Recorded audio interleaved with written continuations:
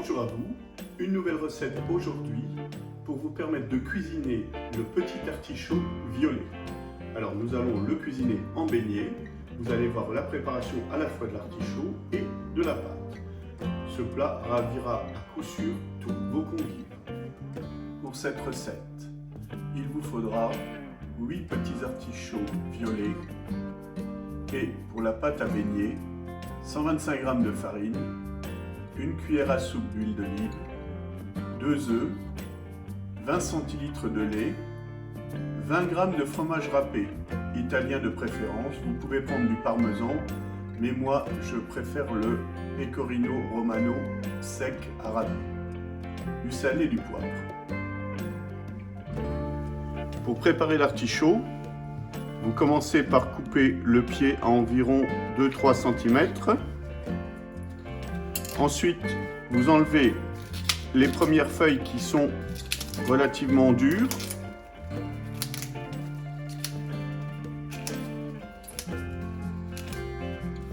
Dès que vous sentez que c'est beaucoup plus tendre, vous arrêtez.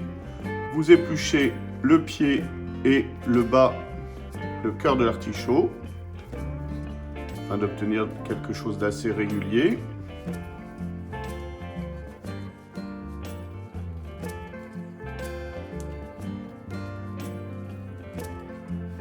Voilà. Ensuite, vous coupez les feuilles à peu près à la moitié de l'artichaut. Voilà. Une fois que l'artichaut est préparé de cette façon, vous le coupez en deux. S'il y a beaucoup de foin, ici vous voyez qu'il n'y en a quasiment pas, donc pas de problème. Autrement, retirez-le avec la pointe du couteau. Détaillez ensuite l'artichaut en quartiers.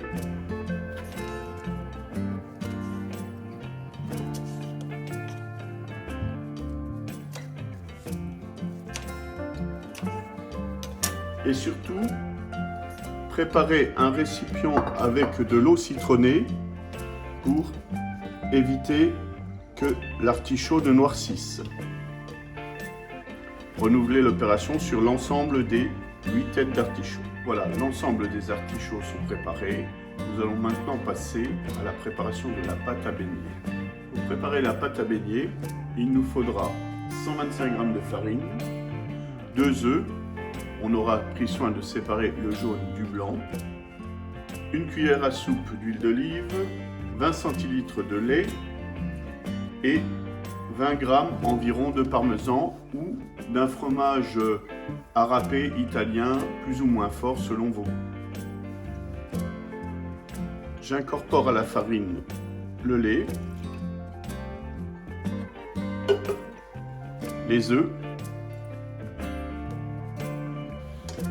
l'huile d'olive,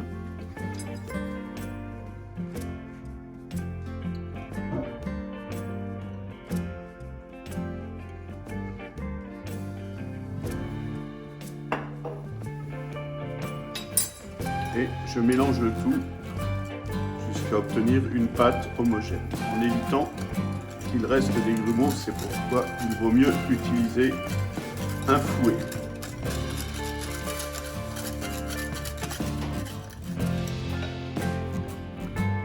Je vais maintenant monter les blancs en neige. Pour ce faire, j'ajoute une pincée de sel et j'utilise mon batteur.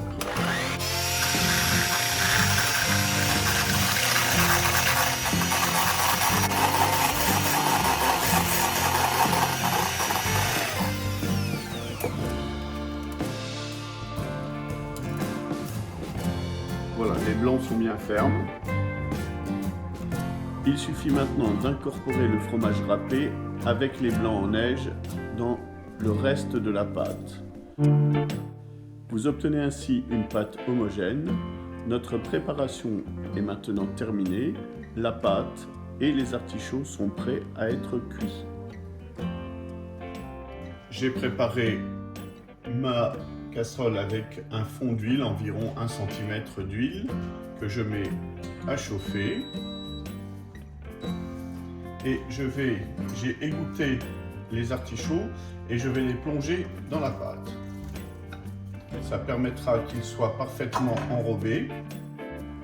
On mélange les artichauts avec la pâte avec précaution pour ne pas abîmer l'ensemble. Lorsque mon huile est bien chaude, j'y plonge mes morceaux d'artichaut.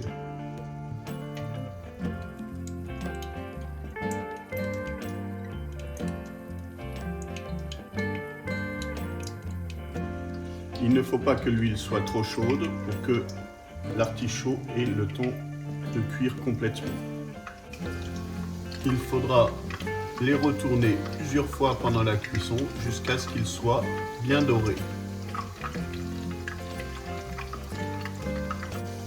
Lorsqu'ils sont bien dorés, sortez-les de la friture et déposez-les sur du papier absorbant afin d'éliminer le surplus de graisse.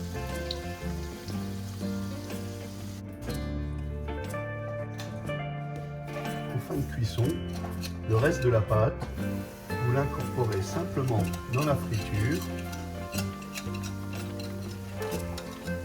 et cela va vous donner une galette qui pourra être utilisée comme vous le souhaitez. Lorsqu'elle est bien frite sur un côté, retournez-la.